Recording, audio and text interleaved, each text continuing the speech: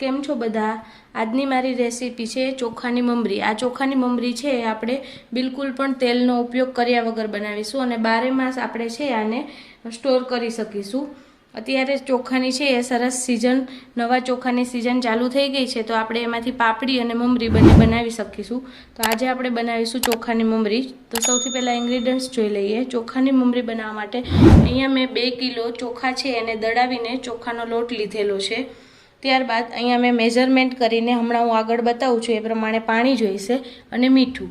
3 જ વસ્તુમાંથી આપણે સરસ આખું વર્ષ સ્ટોર કરી શકાય તેવી ચોખાની મમરી બનાવી શકીએ છીએ। અને મમરી પાડવા માટે આપણે જોશે સંચો એટલે કે મમરીનું મશીન। તો ચલો મિત્રો આપણે મમરી બનાવવાની શરૂઆત કરીએ। અત્યારે મેં અહીંયા આપણે જનરલી 1 તપેલું લોટ અને એની સામે 2 તપેલા પાણી લેવાનું હોય છે, તો અત્યારે હું અહીંયા 4 તપેલા પાણી છે એ લઈ રહી છું। સારી રીતે આપણે આંધણને ઉકળવા દઈશું। સૌથી પહેલાં આપણે પાણી છે મેઝરમેન્ટ કરીને લઈ લઈએ। ચોખાની વેફરમાં ચોખા કેટલા જૂના છે એના પર પાણી કેટલું જોઈ એ ડિપેન્ડ કરે છે। જો તમારા ચોખા નવા હશે તો પાણીની જરૂર છે ઓછી પડશે, અને જો તમારા જેટલા ચોખા જૂના હશે એટલું એ પાણી વધારે પીશે।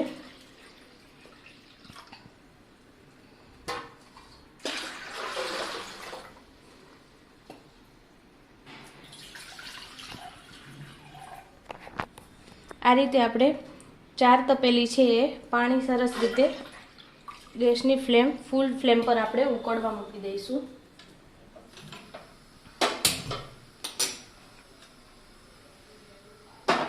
બધા જ પાણીનો આપણે અહીંયા ઉપયોગ નહીં થાય। પાણી સારી રીતે ઉકળી જાય ત્યારબાદ આપણે એક તપેલીમાં થોડું પાણી કાઢી લઈશું, ત્યારબાદ આપણે એમાં લોટ એડ કરીશું અને ઉપરથી જેટલું જરૂર જણાય એ પ્રમાણે આપણે પાણી નાખતા જઈશું। હવે આ રીતે જ્યારે આપણે પાણી ગરમ કરવા મૂકી દઈએ ત્યારે આપણો 1 કિલો લોટ હોય તો એની સામે આપણે 2 આ રીતની જે આપણી રેગ્યુલર સ્પૂન હોય છે એ 2 સ્પૂન આપણે મીઠું એડ કરીશું। તો અહીંયા મેં 2 કિલો લોટ લીધેલો છે, તો હું અત્યારે અહીંયા 4 ટેબલ સ્પૂન છે મીઠું એડ કરી રહી છું।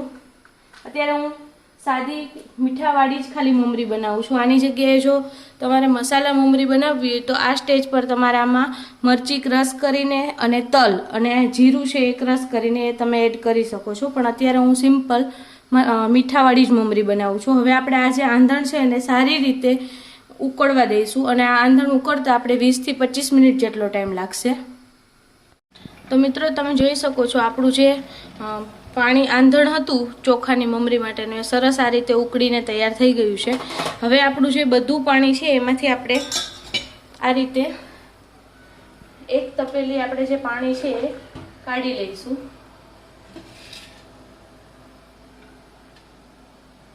હવે આ પાણીની જરૂરત આપણે જ્યારે હવે ગેસની ફ્લેમ છે આપણે બંધ કરી દઈશું।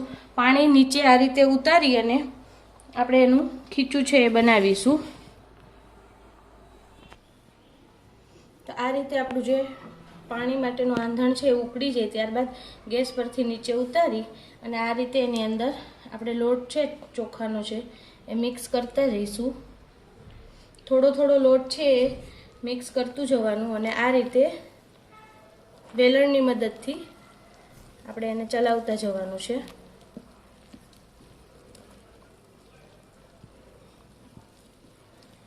તો મિત્રો તમે જોઈ શકો છો આપણું જે આ ખીચું છે આ રીતે એમાં જેટલો આપણે લોટ અંદર સમાયો એ રીતે આપણે એડ કરી અને તૈયાર કરી લીધું છે। જો આપણે છે આટલું એમાંથી જે અહીંયા મેં તપેલું એક પાણી કાઢ્યું હતું એમાંથી અડધું તપેલું પાણી મેં ફરીથી એડ કરેલું ને અડધું હજુ આપણે બચાવીને રાખ્યું છે। હવે જો ઉપરથી જરૂર લાગશે આપણને એવું લાગે કે વધારે ખીચું છે એ કઠણ થઈ ગયું છે તો આપણે ફરીથી એ નાખીશું। હવે આપણે આને ગેસની સ્લો ફ્લેમ કરી અને 5 મિનિટ ઢાંકી અને એને બફાવા દઈશું। ત્યારબાદ આપણે મમરી પાડવાની શરૂઆત કરીશું। તો આપણે આને બાફવા માટે મૂકી દઈએ। તો આપણું ખીચું છે આ રીતે બનીને તૈયાર થઈ ગયું છે। હવે આપણે એને સ્લો ફ્લેમ પર 10 મિનિટ થોડી, આમ તો આપણું ખીચું છે એ સરસ ગરમ પાણીમાં હતું એટલે પાકી જ ગયું છે, એમ છતાં આપણે ગેસની ફ્લેમ આટલી સ્લો ટુ મીડિયમ રાખી। ગેસની ફ્લેમ છે ખાસ વધારે નહીં રાખવાની, નહીં તો ખીચું છે તળિયે બેસી જશે, એટલે આટલી ફ્લેમ રાખી અને આપણે આ રીતે બધું ખીચું છે એનું તપેલું ત્યાં મૂકી દેસી અને એના પર છે આપણે આ રીતે થાળી ઢાંકી અને એને પેક કરી દઈશી। 5 મિનિટ આપણે એને સ્લો ફ્લેમ પર આ રીતે થવા દઈશું, એટલે આપણું ખીચું છે એ બનીને રેડી થઈ જશે. પછી આપણે એને મમરી પાડીશું. તો હવે આપણું ખીચું છે એ સારી રીતે બફાઈ ગયું છે. હવે આપણે ગેસની ફ્લેમ છે બંધ કરી દઈશું અને આપણે એને ખોલીને આ રીતે જોઈ લઈશું. તમે જોઈ શકો છો આપણું ખીચું છે એ મમરી પાડવા માટે બિલકુલ રેડી છે. તો હવે આપણે એની મમરી પાડવાની શરૂઆત કરીએ. તો મિત્રો હવે આપણું ખીચું તૈયાર થઈ ગયું છે અને મમરી પાડવા માટે આપણે જે આ સંચો હોય છે એમાં તમે જોઈ શકો છો આટલા પ્રકારની જાળીઓ હોય છે સેવ બનાવવા માટેની બધી. એમાંથી જે આ સૌથી મોટા હોલવાળી જે જાળી છે એ અત્યારે આપણે મમરી પાડવા માટે યુઝ કરીશું. અને આ ઉપરાંત આ જે આવે છે આ રીતે આનો પણ તમે જે પટ્ટી જેવી મમરી બનાવવા માટે ઉપયોગ કરી શકો છો, પણ અત્યારે આપણે આ મોટા હોલવાળી જે મમરી જાળી છે એનો આપણે ઉપયોગ કરીશું. આ રીતે સૌથી પહેલાં આપણે એના પર ઓઇલ થોડું લગાવી દઈશું, જેથી કરીને આપણું ખીચું છે એ બિલકુલ આપણે એક જ વખત ઓઇલ લગાવવાનું છે, પછી ક્યારે અંદર લગાવવાનું છે જ નહીં. એટલે આખું વર્ષ તમે આને સરસ રીતે સાચવી શકો છો. બિલકુલ પણ આમાં તેલની સ્મેલ નહીં આવે. એક વખત આપણે સેજ ઓઇલ લગાવી દઈએ એટલે સંચામાં કે કંઈ ખીચું ચીપકે નહીં. આ રીતે છે આપણે એક ચમચીની મદદથી ખીચું છે આપણે મશીનની અંદર ભરી દઈશું. ખીચું છે એ વધારે પડતું ઢીલું ન રહે એનું ખાસ ધ્યાન રાખવાનું છે, નહીં તો છે આપણી સેવ છે એ બધી ચોંટી જશે. મમરી છે એ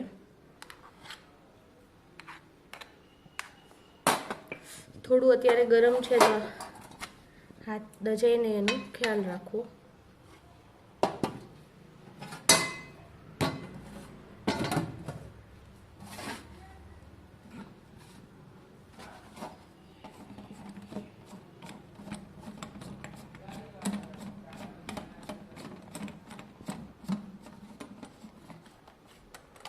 આપણે કોઈ આ મમરી છે આપણે કોઈ પણ સાડી પર કે પ્લાસ્ટિક પર આ રીતે પાડવાની શરૂઆત કરીશું.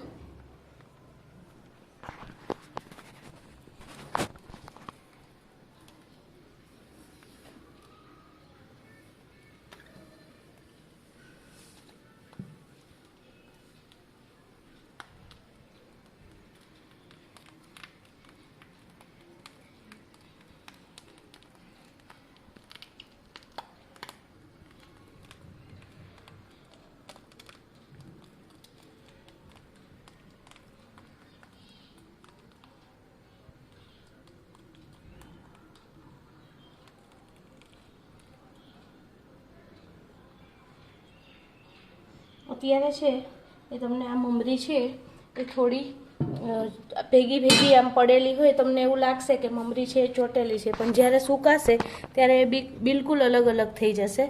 તો આપણે આ રીતે બધી જ મમરી પાડીને તૈયાર કરી લઈએ. મિત્રો તમે જોઈ શકો છો આપણી જે ચોખાની મમરી છે આ રીતે બધી જ આપણે પાડીને તૈયાર કરી દીધી છે. હવે જો તમે ઘરમાં પાડી હોય તો એને ઓવરનાઇટ પંખા ઉપર સુકવવા દેવાની અને 2 દિવસ તડકામાં રાખવાની, અને જો તડકામાં જ પાડી હોય તો 2 દિવસમાં એ સુકાઈને તૈયાર થઈ જશે. આ રીતે બધી જ આપણી મમરી છે અત્યારે તમને થોડી ભેગી ભેગી લાગે છે, જેમ સુકાઈ જશે એમ એ બધી જ અલગ થઈ જશે અને આપણે આ મમરી છે ને આખું વર્ષ માટે સરસ રીતે સાચવી શકીએ છીએ. મિત્રો આપણી આ જે મમરી છે એ તડકામાં 2 દિવસ સુકાઈને સરસ તૈયાર થઈ ગઈ છે. તમે જોઈ શકો છો હાથથી તોડતા એ સરસ એકદમ ક્રિસ્પી બનીને તૈયાર થઈ છે. હવે આપણે એને હું તમને તળીને બતાવું કે કેવી બને છે.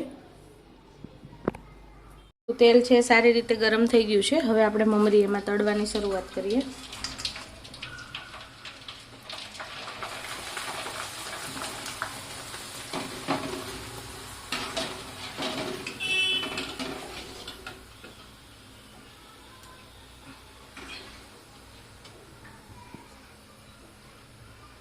બિલકુલ પણ એમાં તેલ ન રહે એ માટે આપણે આ રીતે થોડું ચલાવીને મમરી છે એને કાઢી લઈશું.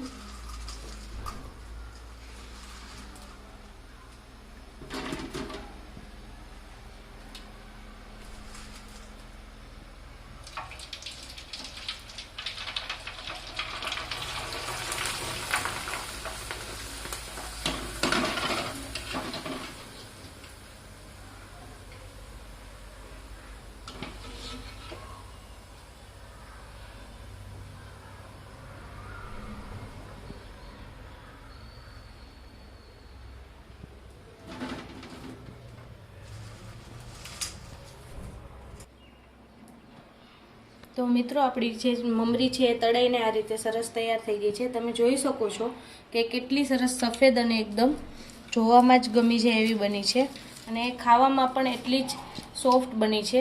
ઘરમાં રહેલા વડીલો કે નાના છોકરા કોઈ પણ એને ખાઈ શકે છે અને આપણે 12 માસ સ્ટોર કરી શકીએ છીએ. કેરીના રસ અને રોટલી જોડે આ મમરી ખાવાની ખૂબ મજા પડે છે. જો તમને મારી આજની રેસીપી ગમી હોય તો મારી ચેનલને લાઈક કરો, શેર કરો અને સબસ્ક્રાઈબ કરો. Thanks for watching.